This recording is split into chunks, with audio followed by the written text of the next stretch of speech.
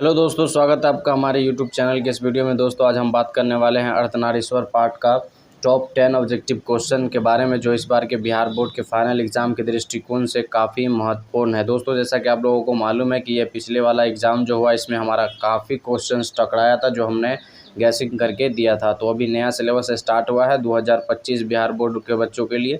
तो अभी आराम से आप लोग आराम से शांति दिमाग से पढ़ते रहिए। उसके बाद लास्ट समय जब आएगा तो आप लोगों को गैसिंग क्वेश्चन दिया जाएगा, ठीक है। तो दोस्तों चलिए बिना समय गवाए क्वेश्चन की ओर बढ़ते हैं। उससे पहले अगर आप हमारे चैनल पर नए हैं या इस बार नए 12th क्लास में पहुंचे तो फिर हमारे चैनल को सब्सक्राइब कर लीजिए। यह चैनल आपको काफ़ी यूजफुल रहेगा, ठीक है। दोस्तों चलिए क्वेश्चन की ओर बढ़ते हैं। तो हमारा टॉप 10 ऑब्जेक्टिव क्वेश्चन में से सबसे पहला ऑब्जेक्टिव क्वेश्चन है, अर्धनारीश्वर काल्पनिक रूप है, ठीक है। अर्धनारीश्वर काल्पनिक रूप है। इस क्वेश्चन का जो आपका ऑप्शन है, ऑप्शन नंबर ए में शिव और पार्वती का, ऑप्शन नंबर बी में राम और सीता का, और ऑप्शन नंबर सी में राधा और कृष्ण का, और ऑप्शन नंबर डी में विष्णु और लक्ष्मी का, ठीक है। तो हमारा क्वेश्चन जो है कि अर्धनारीश्वर काल्पनिक रूप है, तो इस क्वेश्चन का जो आपका राइट आंसर होगा वो होगा आपका ऑप्शन नंबर ए शिव और पार्वती का, ठीक है। अर्धनारीश्वर काल्पनिक रूप है शिव और पार्वती का, तो ऑप्शन नंबर ए इस क्वेश्चन का राइट आंसर हो जाएगा। थोड़ा मोड़ा मिस्टेक ऊपर लिखने में हो गया तो मैनेज करिएगा, ठीक है। चलिए अगला क्वेश्चन हमारा कहता है, निम्नलिखित में कौन सी रचना दिनकर जी की है।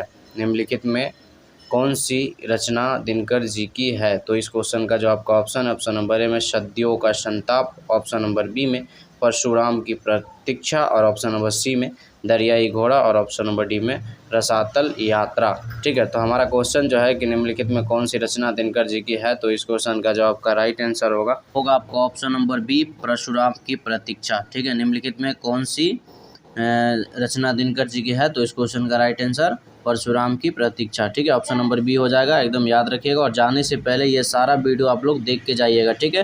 तो हर चैप्टर बाय चैप्टर का टॉप 10 ऑब्जेक्टिव पे हमने क्वेश्चन बना दिया है, और टेंशन थोड़ा भी नहीं लेना है। एग्ज़ाम टाइम आते आते हम आपको गैसिंग क्वेश्चन जो है आप लोगों को देंगे, ठीक है। तो हमारा अगला क्वेश्चन है, निम्नलिखित में कौन सी रचना दिनकर जी की नहीं है, ठीक है। निम्नलिखित में कौन सी रचना दिनकर जी की नहीं है, तो इस क्वेश्चन का जो आपका ऑप्शन है, ऑप्शन नंबर ए में उर्वशी, ऑप्शन नंबर बी में वाट, ऑप्शन नंबर वाट में वहाँ नहीं रहेगा, ऑप्शन नंबर बी में वाट, ठीक है।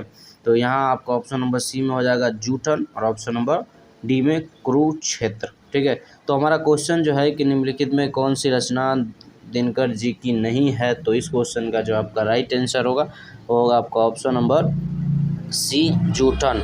जूठन जो है दिनकर जी की रचना नहीं है, तो ऑप्शन नंबर सी इस क्वेश्चन का राइट आंसर हो जाएगा, ठीक है। चलिए आगे बढ़ते हैं और अगला क्वेश्चन को जो है देखते हैं। तो हमारा अगला क्वेश्चन है, बुद्ध और महावीर ने नारियों को कौन सा अधिकार दिया। बुद्ध और महावीर ने नारियों को कौन सा अधिकार दिया, तो इस क्वेश्चन का जो आपका ऑप्शन है, ऑप्शन नंबर ए में संन्यास लेने का, ऑप्शन नंबर बी में भिक्षुणी होने का, और ऑप्शन नंबर सी में पति के त्याग का, और ऑप्शन नंबर डी में इनमें से कोई नहीं, ठीक है। तो बुद्ध और महावीर ने नारियों को कौन सा अधिकार दिया, तो इस क्वेश्चन का जो आपका राइट आंसर होगा वो होगा आपका ऑप्शन नंबर बी भिक्षुणी होने का, ठीक है। ऑप्शन नंबर बी भिक्षुणी होने का इस क्वेश्चन का जो है राइट आंसर हो जाएगा, ठीक है। दोस्तों अभी आप लोग नए 12th क्लास में आए हैं, तो खाली टाइम पे आप सिर्फ एक बार हिंदी का सभी चैप्टर को कभी जब भी टाइम मिले तो चैप्टर बाय चैप्टर सिर्फ एक बार पढ़ लीजिएगा, ठीक है। बाकी तो हम पूरा संभाल ही लेंगे, सिर्फ एक बार पढ़ लीजिए, बात खत्म, कुछ नहीं करना रहा, ठीक है। तो हमारा अगला क्वेश्चन है, किसने अपने जीवन के अंतिम दिनों में नारीत्व की साधना की थी, ठीक है। किसने अपनी जीवन के अंतिम दिनों में नारीत्व की साधना की थी, तो इस क्वेश्चन का जो आपका ऑप्शन है, ऑप्शन नंबर ए में Gandhi ji, option number B में रविंद्रनाथ ने, और ऑप्शन नंबर सी में प्रेमचंद ने, और ऑप्शन नंबर डी में इनमें से कोई नहीं, ठीक है। तो हमारा क्वेश्चन जो है कि किसने अपने जीवन की अंतिम दिनों में नारीत्व की साधना की थी, तो इस क्वेश्चन का जो आपका राइट आंसर होगा वो होगा आपका option number A Gandhi ji, ठीक है। गांधी जी ने अपने जीवन के अंतिम दिनों में नारीत्व की साधना किए थे, ठीक है। ऑप्शन नंबर ए इस क्वेश्चन का राइट आंसर हो जाएगा। चलिए आगे बढ़ते हैं और अगला क्वेश्चन को जो है देखते हैं। तो हमारा क्वेश्चन है, दिनकर जी का जन्म कब हुआ। दिनकर जी का जन्म कब हुआ था, इस क्वेश्चन का जो आपका ऑप्शन है, ऑप्शन नंबर ए में 23 सितंबर 1908 को, ऑप्शन नंबर बी में 22 दिसंबर 1912 को, ऑप्शन नंबर सी में 28 सितंबर 1911 को, और ऑप्शन नंबर डी में 25 सितंबर 1913 को।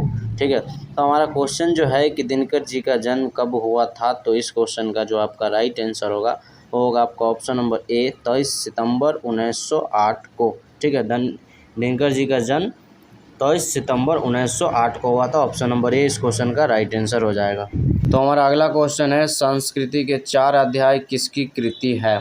संस्कृत के 4 अध्याय किसकी कृति है? ऑप्शन नंबर ए में गुलाबदास, ऑप्शन नंबर बी में हजारी प्रसाद द्विवेदी, और ऑप्शन नंबर सी में आचार्य सीताराम चतुर्वेदी, और ऑप्शन नंबर डी में रामधारी सिंह दिनकर। दोस्तों, आप लोगों का बहुत बड़ा प्रॉब्लम रहता है पीडीएफ वाला, आप लोगों को पीडीएफ का बहुत ज़रूरी हो जाता है। तो अभी मेरा जो है आप लोगों को छठा महीना में या इससे पहले भी देखो हम लोग का टाइम मिलता है सभी को, तो आपका पीडीएफ बना के आप लोगों को पीडीएफ दिया जाएगा। ठीक है, तो पीडीएफ के लिए थोड़ा भी टेंशन वेंशन लेने की कोई ज़रूरत नहीं है। ठीक है, तो क्वेश्चन जो है कि संस्कृति के 4 अध्याय किसकी कृति है, तो इस क्वेश्चन का जो आपका राइट आंसर होगा आपका option number D Ramdhari Singh Dinkar. ठीक है, ऑप्शन नंबर डी इस क्वेश्चन का राइट आंसर हो जाएगा। संस्कृति के 4 अध्याय रामधारी सिंह दिनकर की कृति है। ठीक है, चलिए आगे बढ़ते हैं और अगला क्वेश्चन को जो है देखते हैं। तो हमारा अगला क्वेश्चन कहता है, दिनकर किस युग के कवि है?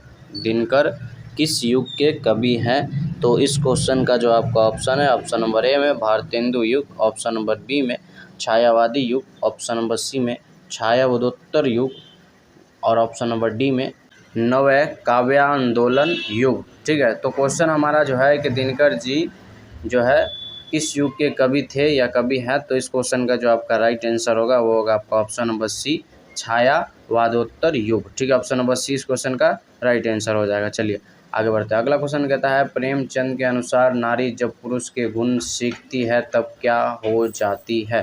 ठीक है, प्रेमचंद के अनुसार जब नारी पुरुष की गुण सीखती है तो क्या हो जाती है? तो इस क्वेश्चन का जो आपका ऑप्शन है, ऑप्शन नंबर ए में आकर्षक, ऑप्शन नंबर बी में साहसी, ऑप्शन नंबर सी में कोमल, और ऑप्शन नंबर डी में राक्षसी। ठीक है, तो हमारा क्वेश्चन जो है कि प्रेमचंद के अनुसार नारी जब पुरुष के गुण सीखती है तो वह क्या हो जाती है? तो इस क्वेश्चन का जो आपका राइट आंसर होगा वो होगा आपका ऑप्शन नंबर डी राक्षसी। ठीक है, ऑप्शन नंबर डी इस क्वेश्चन का राइट आंसर हो जाएगा राक्षसी। चलिए आगे बढ़ते हैं और इस वीडियो का लास्ट क्वेश्चन की ओर बढ़ते हैं। अगर आप अभी तक हमारे चैनल को सब्सक्राइब नहीं किए तो प्लीज़ हमारे चैनल को सब्सक्राइब कर लीजिएगा और वीडियो को एक लाइक ज़रूर करिएगा। ठीक है, ताकि हमारा भी मेहनत सफल हो जाए। चलिए, इसी के साथ हमारा इस वीडियो का लास्ट ऑब्जेक्टिव क्वेश्चन है, कौन सी कृति रामधारी सिंह दिनकर की लिखी हुई है?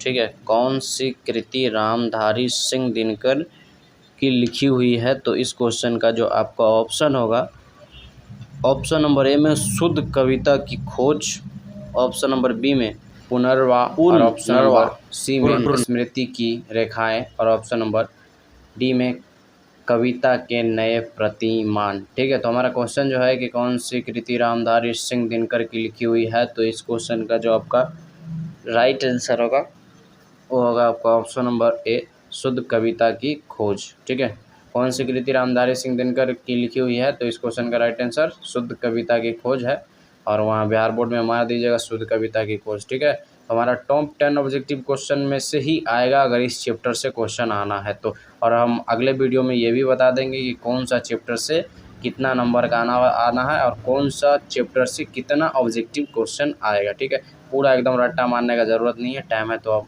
अभी तो है टाइम, तो पूरा पढ़ लीजिए, बाद में तो हम ये हैं भाई गैसिंग क्वेश्चन के लिए। जाते जाते हमारे चैनल को सब्सक्राइब कर दीजिएगा और अपना ध्यान रखिए, मन धन पूरा एकदम लगा के मेहनत करिए।